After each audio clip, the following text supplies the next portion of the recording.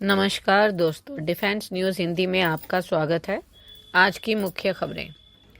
पहला super Sukhoi 2028 में ही सामने आ जाएगा।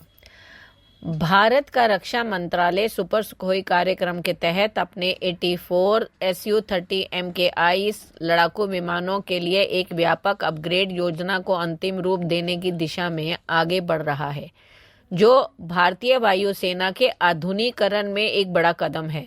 30 नवंबर 2023 को रक्षा अधिग्रहण परिषद की मंजूरी के बाद लगभग 63,000 करोड़ रुपए मूल्य के अपग्रेड के लिए मसौदा प्रस्ताव अब प्रधानमंत्री के नेतृत्व वाली सुरक्षा मामलों की कैबिनेट समिति द्वारा मंजूरी के लिए लंबित है। इस महत्वाकांक्षी परियोजना का उद्देश्य Su-30 MKI की परिचालन क्षमताओं को बढ़ाना है। इसे लगभग 5वीं पीढ़ी के प्लेटफॉर्म में बदलना है, हालांकि इसमें कुछ स्टेल्थ फीचर्स की कमी होगी। अगला, हल्की बैरल और चैम्बर की सुविधा होगी TGS में, यानी टोड गन प्रणाली में। रक्षा अनुसंधान एवं विकास संगठन DRDO भारतीय वायुसेना की अधिक गतिशील हल्की तोपखाना प्रणाली की आवश्यकताओं को पूरा करने के लिए उन्नत टोड आर्टिलरी गन सिस्टम का हल्का संस्करण विकसित करने की प्रक्रिया में है। इस नए टोड गन सिस्टम को 23 लीटर की चैम्बर क्षमता और हल्के बैरल के साथ डिजाइन किया गया है, जो इसके वजन को सेना द्वारा निर्धारित 15 टन की सीमा के भीतर लाएगा। TGS का उद्देश्य सेना की चुस्त उच्च प्रदर्शन वाली तोपों की बढ़ती जरूरतों को पूरा करना है। इसकी योजना भविष्य में लगभग 1200 इकाइयां खरीदने की है, जिसकी शुरुआत 400 तोपों के शुरुआती ऑर्डर से होगी। अगला, वेप 8x8 APC में नया स्वदेशी 600 HP V8 इंजन एकीकृत करेगा।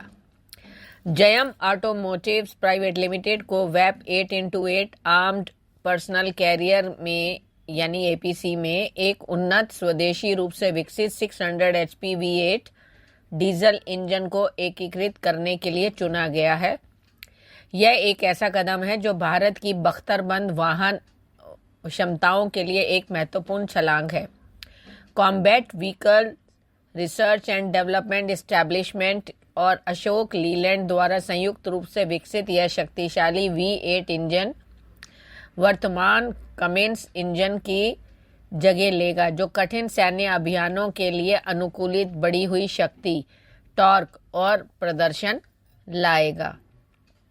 अगला, कॉम्बैट रोबोटिक्स इंडिया ने मानव रहित वाहनों के लिए उन्नत अस्त्र सिम्युलेटर विकसित किया।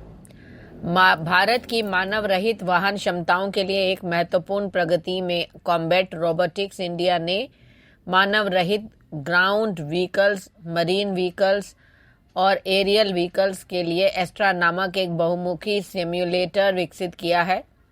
DRDO के प्रौद्योगिकी विकास कोष यानी TDF द्वारा समर्थित एस्ट्रा सिम्युलेटर को DRDO के centre for artificial intelligence and robotics को सौंप दिया गया है, जो भारत के स्वदेशी रक्षा प्रौद्योगिकी विकास में एक नया अध्याय है।